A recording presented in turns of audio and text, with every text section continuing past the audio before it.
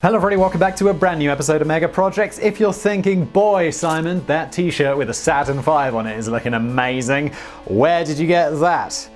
Is it by some high-end designer? Well, no, it's by me, and you can get it at megamerch.co if you're so inclined. This video is brought to you by Skillshare. The first 1,000 people can get a free trial of Skillshare Premium, link below, and let's get into it.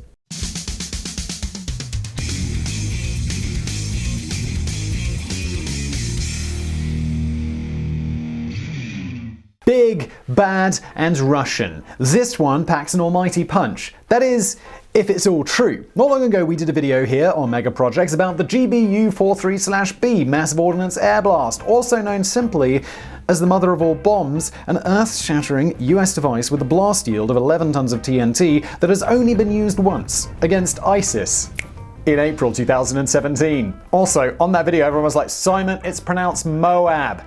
I'm like, no, that's the place. There is no consensus on whether it's MOAB or MOAB or MAOB or mother of all bombs, so relax, okay? What was once referred to as the most powerful non-nuclear device in the world, the mother of all bombs, may, in fact, have some serious competition. The Russian device officially goes by the name Aviation Thermobaric Bomb of Increased Power, which sounds as sexy as a Soviet-era tower block. But it has come to be known as the father of all bombs, or FOB, or FOAB, if you're so inclined. The Cold War may have ended nearly 30 years ago, but the obvious one-upmanship between the US and Russia, it continues. Now, while this bomb has been widely reported on, it remains something of an enigma. The only official information has come from the Russian government, and there have been constant murmurs over its veracity. The Russians have recorded it as having a yield of 44 tons of TNT, but this has been questioned by,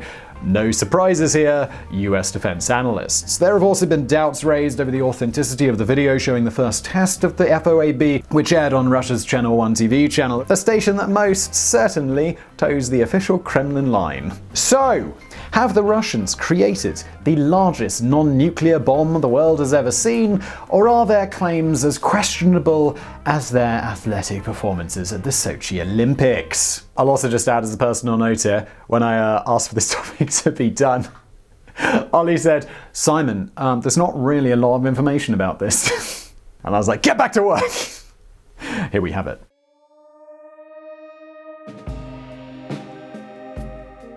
Let me start by saying we're not going to be able to give a definitive yes or no on whether this bomb truly has the capabilities that the Russians claim.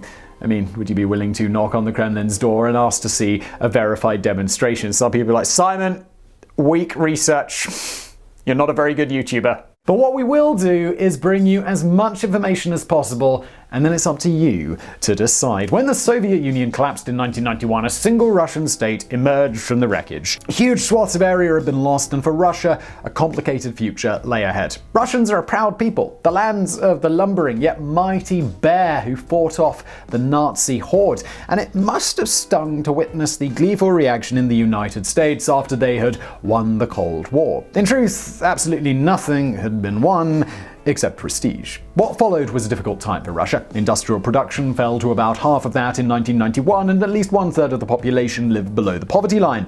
Their chaotic, brutal assaults during the First Chechen War and their humbling withdrawal underlined how far the mighty Red Army had fallen. Over the next 2 decades, Russian fortunes raised and fell repeatedly, and it became involved in numerous conflicts. Again in Chechnya, as well as Georgia, Ukraine, and most recently Syria.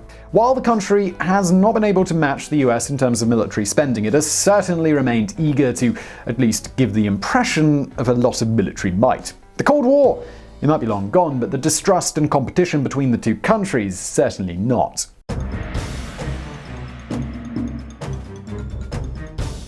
On September the 11th, 2007, Russian state media released a video purportedly showing the detonation of a new bomb. The footage shows a Tupolev 160 bomber traveling through the skies, then cuts to a bomb falling by parachute out of an aircraft. The next shot is of a truly monstrous-sized explosion before the film crew can be seen picking their way through the rubble in a landscape that looks more similar to the moon than the Earth. All that is alive merely evaporates, said Alexander Rakshin, a Russian Deputy Armed Forces Chief of Staff in the video. It has no match in the world, he added. So what exactly were the Russians claiming they had just detonated? Well, the FOAB is reported to weigh 7,100 kilograms, that's 15,650 pounds, roughly the weight of 2 full-grown hippos, by the way, and it has a blast yield of 44 tons of TNT, exactly 4 times that of the American MOAB. To give you an idea of how powerful that is, what fell on Hiroshima produced a blast of around 15 kilotons of TNT. This makes the FOAB more than 1,000 times weaker than the first nuclear bomb to be used. To look at it differently, the warehouse explosion that tore apart Beirut on the 4th of August 2020 is thought to have been equal to around 300 to 400 tons of TNT, at least 7 times as powerful as the FOAB. In my mind, that just impresses upon me just how insanely powerful nuclear bombs are compared to traditional bombs. It is reported to be a thermobaric bomb, meaning it uses oxygen in the air to essentially vaporize everything in its path and is completely different to the MOAB. The American bomb is designed to explode roughly 6 feet above the ground, which means it avoids wasting energy by creating a crater. That power is instead transferred to a destructive shockwave that flattens everything in its way. The FOAB, on the other hand, is all about fire. Its goal is to incinerate everything within a 300-meter zone, which is around twice as large as the MOAB's blast radius. It does this with the help of several tons of fuel to go along with the core of high explosives. Anything caught within this area experiences temperature beyond the imagination and simply disappears in a colossal fireball. While specifics are still vague, this type of weapon generally detonates in 2 stages. The initial blast is designed to disperse explosive material into a cloud, which then ignites to set off the second, much larger, much more destructive explosion. The result is significantly bigger than conventional bombs, and the way that it consumes gases around it creates a vacuum that can cause even further damage should anything survive the initial devastating fireball. Rukshin also explained that the FOAB was consumerate with a nuclear weapon, though is quick to point out that it did not cause the same kind of devastating ecological damage that a nuclear bomb does. As if to ram the point home further, Rukshin went on to explain just how much more powerful the FOAB was compared to the American MOAB, 4 times according to the Russian official. We can almost hear the cackling rising out of the Kremlin. But just before we march on in Moscow, a quick word from today's fantastic sponsor, Skillshare. Skillshare is an online learning community for creators with thousands of topics to explore across the arts and social science. Everything from graphic design and animation to marketing skills to UX design to entrepreneurship. Look, if you consider yourself a lifelong learner and you're watching an educational channel, so I guess you are, well, you need to check out Skillshare. Unlike some platforms where you have to pay for individual topics or classes, Skillshare's premium membership gives you unlimited access to every subject available, so you can discover new skill sets in your own order, at your own pace, which is pretty nice. Look, I'm someone who'll just jump into a particular part of a class, extract what I need, and then move on. So those other sites where you have to pay per class and then you get them all when I just want that one piece in there, not so great for me. Skillshare is ideal. Look, I've talked about some classes I've taken before, and I'd still, of course, recommend those. There's the email productivity class that I took from Alexander Samuel. It's great. Or there's another one, just building good habits with Thomas Frank. Another great one that you should definitely check out. And there's another new class on there right now, filmmaking from home. That's next on my list to check out. I'm always looking to improve these videos, so those are often very handy. Also, Skillshare's constantly launching new premium classes, which means there's always a new lesson it's going to be right there ready for you. Skillshare is giving away a free trial of its premium membership to help you explore your creativity if you click the link in the description below. That's for the first 1,000 people only, but after that it's very affordable at about $10 a month. Let's get back to today's video.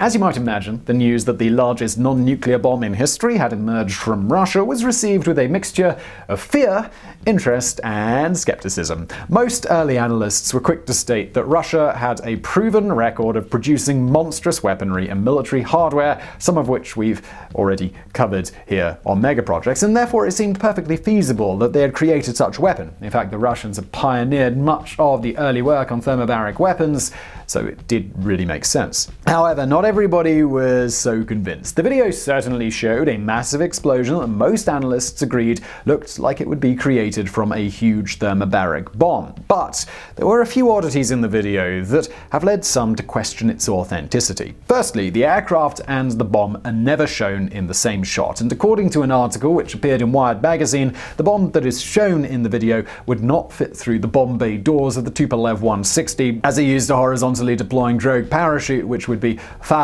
by the aircraft if released vertically, meaning the path of the aircraft could interfere with the parachute as it opened. The only way this kind of bomb could be released, according to the author, would be to slide it out from the cargo hold of a large airlift aircraft. It's not even clear whether the aircraft included in the shot of the bomb falling is the same aircraft we had just seen moments before. There also seems to be some doubt over the Russian claim of the 44 tons of TNT yields, which, remember, is 4 times more powerful than the biggest non-nuclear bomb that the US has ever created. Considering that Russia has been experiencing severe financial hardship over the last couple of decades, a 4-fold increase on what the Americans managed to achieve with their gargantuan defense budget would represent a bit of an extraordinary coup. Certainly not impossible, but it's a little bit dubious. There also seemed to be some confusion over whether the bomb is guided or not. Russia has stated that it is guided by a GLONASS satellite navigation system, an alternative to GPS, but some have questioned why then it needs to use a parachute. The role of a parachute is normally to slow down the bomb, which allows the aircraft to escape from the blast zone, but if the FOAB was guided, could the aircraft not deploy it from a higher altitude and it would remain steadily on course? It must be said that none of these doubts are watertight, and maybe the FOAB is exactly what the Russians say it is, but there is certainly enough here to raise some questions.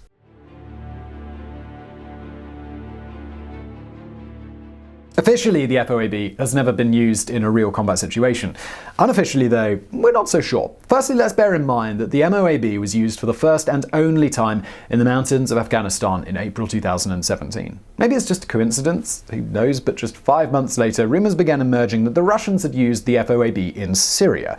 Here's where things start to get just a little bit shady. Reports of the attack began appearing on Twitter in Arabic, claiming that the weapon had been used near the city of Deir ez-Zor. They went on to add that multiple witnesses and activists had seen this new deadly weapon in action. However, there have been no news reports regarding the attack and no statements from the Russian government. One picture of the FOAB used in one of the tweets was actually a mock-up of the Soviet hydrogen bomb, the Tsar bomber, which was first used in 1961, which is another absurdly huge Russian weapon which they absolutely did build, and it is absolutely insane. 3 years on, we still don't know whether the FOAB has been used or not, and with still no end in sight for the Syrian civil war, it may be some time until this can be properly investigated.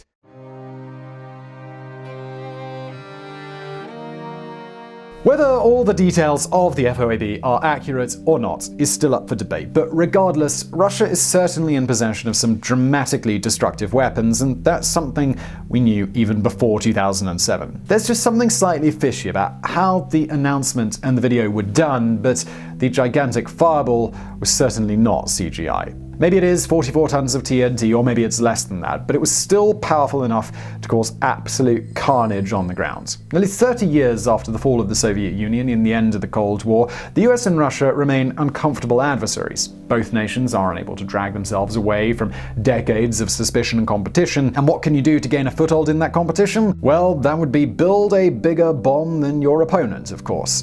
Or at the very least, just say that you have. So I really hope you found that video interesting. If you did, smash that like button. Don't forget to subscribe. Support the show by checking out Skillshare, linked below. And thank you for watching.